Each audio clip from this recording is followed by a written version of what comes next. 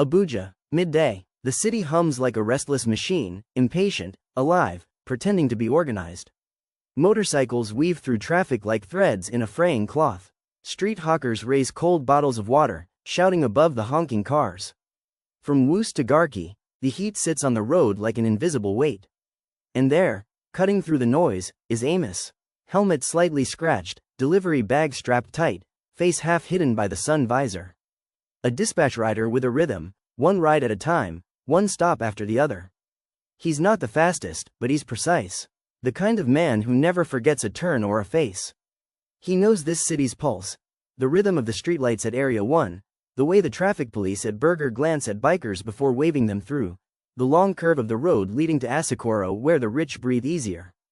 For Amos, this is another day. Another ride. He stops briefly by a suya stand. Mama Nene, wide-smiled and talkative, teases him about his constant rush. Amos, one day, this your speed go carry you enter trouble oh. He laughs, takes a small stick of suya, and hands her exact change. Trouble? He's had enough of that already. Across the road, his friend Tunda, the mechanic, waves from under a half-repaired Toyota. I fixed that chain for you last week, a beg check him. Abuja road no day forgive careless rider. Amos nods. He trusts Tunda more than most people in this city. Then his phone vibrates, a new order from the delivery app. Urgent delivery, handle with care. Asokoro. The message flashes in bright orange, tagged priority. He checks the pickup address, a courier hub in Woos 2. It's not far, maybe 10 minutes if he cuts through the back roads. The sound of thunder rolls faintly in the distance, though the sun still burns high. Abuja storms have a way of sneaking up unannounced. He pockets his phone, tightens his gloves, and kicks the bike alive. The engine rumbles, a metallic growl that cuts through the humid air. As he speeds off, the city stretches ahead, clean streets, unfinished buildings, and a sky that already hints at secrets. He doesn't know it yet, but this simple delivery will be his last ordinary job. Because somewhere in Asokoro, a parcel waits, and inside it lies the first crack in a powerful man's empire. The sky darkens quicker than expected. By the time Amos reaches Woos 2, the light has shifted, the color of metal before a storm. He slows as he turns into a compound tucked behind a fuel station, Nova Dispatch and Logistics, the kind of place that looks ordinary until you notice how many CCTV cameras blink along its walls. Inside, a handful of riders wait, chatting, stretching, scrolling through their phones. The air smells of fuel and instant coffee. At the front desk, a young woman in a navy blue vest, Kemi, types rapidly, her face lit by the glow of her monitor. She doesn't look up until Amos clears his throat. Delivery for Asokoro, he says, sliding his phone forward to show the order. She checks her system, then nods. Yes, priority package, weight small, let me confirm something. Amos shifts his weight, glancing around. On the far counter, he notices 2 brown parcels, same size, same label, both tagged, private, handle with care. Kemi returns with a sigh. Here, she says, handing him one of the packages. Make sure the person sign before you leave oh. The client no day joke with this one. Amos nods, zips the parcel securely into his black carrier bag, and thanks her. He doesn't notice the slight confusion in Kemi's eyes, or how she glances again at the second parcel left behind. Outside, the storm finally breaks. Raindrops hit the road like bullets on tin, and the smell of wet dust fills the air. Amos throws on his raincoat, starts the bike, and rides into the downpour. The roads glisten, headlights smear across puddles, and the sound of thunder trails behind him. But inside the office, Kemi's phone rings. She frowns, answers, and freezes. Sir, yes, the Asokoro parcel has gone. Ryder just left. A pause. What? You said which package? Her eyes dart toward the remaining brown parcel. The wrong one. Her throat tightens. Sir, please calm down, I'll try to call him back now. But Amos doesn't hear the phone vibrating in his pocket. The rain is too loud. The city is too alive. He rides through the flooded underpass at Area 3, tires slicing through brown water, engine humming steady like a heartbeat. At the Asokoro gate, he slows. The address leads to a gated duplex with tall hedges and an unreadable silence. A security man in uniform steps out, umbrella in hand. Who you day find? Delivery for Mr. Ajayi, Amos replies, showing his phone. The guard nods cautiously. Wait here. He disappears inside. Amos wipes rain off his visor, tapping his fingers against the handlebar. Something about this house feels too quiet. The guard returns with a woman in a silk wrapper and scarf, Madame Ajayi. Her eyes are sharp, impatient. Give it to me. Ma, please, I need signature, Amos says politely. She hesitates, just a second, then scribbles on his phone screen. Thank you, Ma. She takes the parcel, presses a 1,000 nairas note into his hand, and turns away quickly. The gate shuts behind her with a soft metallic thud. Inside that house, the woman sets the parcel on a mahogany table. Beside her, a man, older, bald, dressed in an expensive kaftan, stares at it like it might explode. He is Chief Ajayi, a political consultant, one of those names whispered in corridors but rarely seen in daylight. He looks at his wife. This is not our package. What do you mean? This is not from our contact. He opens it. Inside, a flash drive, a stack of sealed documents, and a memory card wrapped in foil. A cold silence fills the room. Outside, Amos starts his bike and drives away, the city lights reflecting off puddles like broken mirrors. At that same moment, Kemi is dialing him for the 6th time. Her voice trembles when she finally reaches his voicemail. Amos, please return the parcel immediately. Don't open it, don't deliver it, just come back. Please. But the message drowns in the storm. By the time Amos stops under a bridge to check his phone, the battery has died. He doesn't see the missed calls.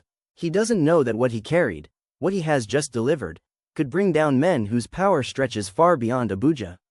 And somewhere in Asokoro, Chief Ajayi's trembling hands close around the flash drive. A file that was never meant for him. The storm passes before dawn. By morning, Abuja wears a strange calm, the kind that hides trouble under its silence. Amos wakes late, his head aches from the cold, his phone lies dead beside his helmet. He plugs it in, yawning, unaware of how fast the world outside has already begun to shift. When the screen flickers on, 12 missed calls. All from Kemi. He frowns, taps play on her last voicemail. Her voice is shaky, urgent. Amos, return the parcel immediately. Don't open it, don't deliver it, just come back. Please. His brows knit together. He glances toward the corner of his room, where yesterday's empty delivery bag still rests. He unzips it slowly, half expecting to find the parcel there. Empty. He exhales, half in relief, half in confusion. What's going on? He mutters. Then the knock comes. Hard, repeated. 3 men stand at his door, plain clothes, no smiles. One flashes an ID card too quickly to read. Mr. Amos? Yes? Who are you? National Security and Intelligence Task Force, the man says. We need you to come with us. About a delivery you made yesterday. His throat dries up. I don't understand. Then you'll explain at the office. They don't handcuff him, not yet, but their tone leaves no space for refusal. Outside, the morning traffic hums as usual. Street vendors shout, Danfo horns blare, and the world keeps spinning, as if nothing unusual is happening to the man being quietly escorted into a black SUV. Inside the vehicle, Amos stares out the window. His heart pounds against his chest. What's this about? He finally asks. The man beside him, lean and unsmiling, replies, You delivered something you shouldn't have. To someone you shouldn't have. I was just doing my job, Amos says. Exactly, the agent replies. That's what makes it interesting. In Asokoro, Chief Ajayi hasn't slept. The flash drive sits on the table like a curse. His wife watches as he connects it to his laptop, hands trembling. A folder opens, then another. Documents labeled, asset transfers, confidential accounts, security reports. Each one more damning than the last, names, dates, locations. One name repeats often. Alhaji Sani Gambo, Minister of Trade. A man Ajayi has dined with, funded, protected. This is a death sentence, he whispers. Madame Ajayi folds her arms. You must call someone. Fix this. But before he can move, his phone vibrates. A single message. We know what you have. Do not leave the house. He looks up at his wife, fear etched deep in his eyes. Someone's coming. At Nova Dispatch, Kemi sits at her desk, eyes swollen from a sleepless night. Her manager, a man named Idris, stands over her. You mixed up the packages, he says flatly. Do you understand how serious this is? I tried to call him. Quiet. They'll question you soon. Just tell the truth. Her phone buzzes again, an unknown number. She hesitates, answers. A calm male voice. Is this Kemi? Yes. Who's this? You made a mistake yesterday. It can still be corrected, if you help us. Her hand tightens around the phone. Who are you? Someone who can protect you, the voice says softly. But only if you tell us where the second parcel is. She glances at the brown box still sitting in the corner of the dispatch room, unopened, ordinary looking, silent. Her pulse quickens. I don't know who you are. The call cuts off. Idris notices her pale face. Who was that? Kemi looks at him, terrified. I think we're in trouble. At the NSITF headquarters, Amos sits across from an officer named Inspector Dangana, an older man with a calm face and sharp eyes. You've been working for Nova for how long? 7 months, sir. Ever delivered to Asakoro before? Yes, many times. Dangana nods slowly. Then you know the kind of people who live there. Powerful people, the kind that don't like accidents. He slides a photograph across the table. A black SUV, riddled with bullets. Smoke rising from a compound gate. This happened early this morning near Asakoro. The man you delivered to, Chief Ajayi, was attacked. Amos blinks. Attacked? Shot twice. He's alive, but critical. His wife is missing. The words hit him like a blow. But I didn't do anything. Dangana leans forward. Maybe not, but the people who sent that parcel, they'll think you know more than you do. Amos's voice breaks. What do I do now? The inspector sighs. For now, you stay alive. Rain again. Abuja seems to breathe in storms these days. By nightfall, Amos sits in a dim holding room at the National Security and Intelligence Task Force headquarters. A flickering bulb hums overhead. He hasn't eaten, hasn't slept, and still can't believe how one small mistake has dragged him into something this dark. Inspector Dangana returns, his expression grave. He sets a folder down. Amos, we confirmed the parcel didn't come from any registered client. Whoever sent it used forged details. You were a courier, but now, you're a witness. Maybe even a target. Amos rubs his face. Target? Me? Dangana nods slowly. They've already traced your name through the dispatch system. We intercepted chatter. Someone wants to clean up loose ends. You understand what that means? Amos stares at the floor. They think I know something. Yes, Dangana says quietly. And that makes you dangerous to them. Across town, Kemi sits in her tiny apartment, lights off, curtains drawn. The unopened brown parcel rests on her coffee table, looking almost harmless under the glow of her phone's flashlight. She's thought about taking it to the bureau, but what if they blame her too? She lifts the lid slightly. Inside, a phone, a flash drive, and a handwritten note. 3 words written in red ink. Don't trust anyone. Her breath catches. Suddenly, a car door slams outside. Then another. She kills the light, heart pounding. Shadows move behind the thin curtains. A knock. Not loud, patient, calculated. Kemi, a man's voice calls softly. It's Idris. Open up. Her stomach twists. Idris was her manager, but the voice doesn't sound quite like him. She stays silent. The handle turns. Locked. Kemi, the voice says again, lower now. You made a mistake, but we can fix it. Her pulse thunders. She grabs her phone, typing frantically to the one number she still trusts, Amos. They found me. Help. She hits send just as glass shatters. At that same moment, miles away, Inspector Dangana's phone buzzes. A text flashes across his screen. Ajayi dead. Wife missing. Files gone. He mutters a curse and grabs his coat. When he returns to the holding room, Amos is gone. The chair lies tipped over, a window open to the rain. Dangana's assistant rushes in. Sir, how did he? Someone helped him, Dangana says grimly. Or scared him enough to run. Outside, under a bridge near Area 10, Amos stands drenched, trembling. He doesn't know who to trust, the bureau, Kemi, or the unseen people chasing him. Then his phone vibrates weakly in his palm. Kemi. They found me. Help. He hesitates only a second before starting his bike. The rain falls harder, the air thick with danger. Amos whispers to himself, whatever this is, I'm not dying for it. But even he doesn't sound convinced. He speeds through the dark streets, water splashing around his tires. Thunder cracks above. Behind him, a black SUV pulls out from the curb, headlights off.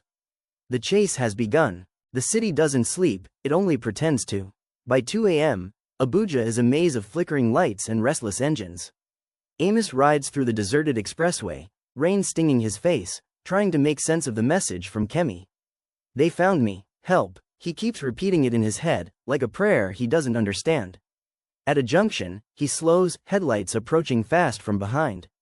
The SUV again. He swerves into a narrow side road between warehouses, tires screeching against the slick ground. Beat. His bike skids. He almost loses balance, but keeps going. The SUV follows. He can hear the engine roar, closer now. He cuts through a back alley, turns left, then right, finally bursting into a muddy construction yard near Apo. He kills the engine. Silence. Only the rain. He hides behind a half-finished wall, breathing hard. The SUV stops nearby. Doors open. Two men step out, flashlights sweeping the area. Check the sight, one says. The fool can't have gone far. Amos crouches low, clutching his phone, praying it doesn't light up. Then, a sound. His bike falls over with a metallic clang. The beams of light swing sharply in his direction.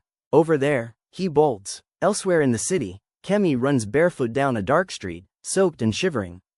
Her apartment is gone, burned. Her phone, cracked, but somehow it still works enough to send her location. She types shakily, "Meet me. Woos Bridge." Before hitting send, she hesitates. Can she even trust him anymore? But the thought of those men, their cold eyes, their silence, pushes her to press send. Back at the construction yard, Amos scrambles through a hole in the fence and bursts into the open road. A bus speeds past, drenching him with dirty water. He flags down a Kiki, voice hoarse. "Woos, fast, a beg." The driver glances at him, puzzled but too tired to care. The tricycle rattles through the storm. Amos grips his phone, watching the pulsing blue dot on his screen, Kemi's location blinking near the bridge. He looks back. The black SUV reappears, headlights slicing through the darkness like knives. Shift, quieter now. The bridge looms ahead, half lit by weak street lamps. Kemi stands under the bridge, arms wrapped around herself, trembling. A police siren wails faintly in the distance. She spots Amos approaching on his bike, relief and fear collide on her face. "Amos," she calls, her voice barely audible over the rain. He stops beside her. "What happened? Who's after you?" "They burned my place. They want what's in the parcel, both parcels. They think you still have something." Amos frowns. "But I gave them." "No," she cuts in. "The one you delivered wasn't theirs. You still have the real one." Amos blinks. "I don't." "Wait." He unzips the side pocket of his carrier bag, the one he barely uses. Inside, wrapped in plastic, is another brown envelope. He stares at it like it's radioactive. "What is this, Kemi?" She shakes her head. "I don't know exactly, but whoever sent it, they were trying to expose someone. Something big." Before they can say more, the rumble of an engine fills the air. Headlights bloom at the end of the bridge. Kemi's eyes widen. "They found us." Amos grabs her hand. "Hold on." He starts the bike, engine roaring back to life. They speed off into the wet night as bullets slice through the rain. One shatters a lamppost. Another hits the water below. But they don't stop. The city stretches ahead, glistening, dangerous, alive. Somewhere out there lies the truth, sealed in a brown envelope that could destroy men in power. And Amos, the courier who never asked for any of this, is now the only one who can decide what happens next. The rain eases just before dawn. Amos and Kemi slow to a stop behind a cluster of abandoned stalls on the edge of Garki. Steam rises from the wet road, and the only sound is the ticking of the bike's cooling engine. Kemi's breathing is uneven. She clutches her side, a shallow graze from a stray bullet. Amos notices, rummages through his carrier bag, and hands her his handkerchief. "Press it there. You'll be fine." She nods, trembling. "They won't stop, Amos. Whoever those men are, they work for someone bigger than you think." Amos glances at the brown envelope still sealed in the side pocket. He hesitates, then speaks. "So, what's inside this thing? You said someone's trying to expose something. Who?" Kemi looks away. "I only know the name I was told to use when sending it out. Project Ijoko.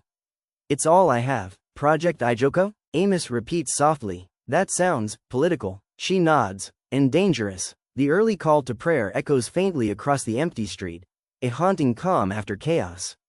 Amos sits back, rubbing his face. He's exhausted, soaked, and cornered by a reality he didn't choose.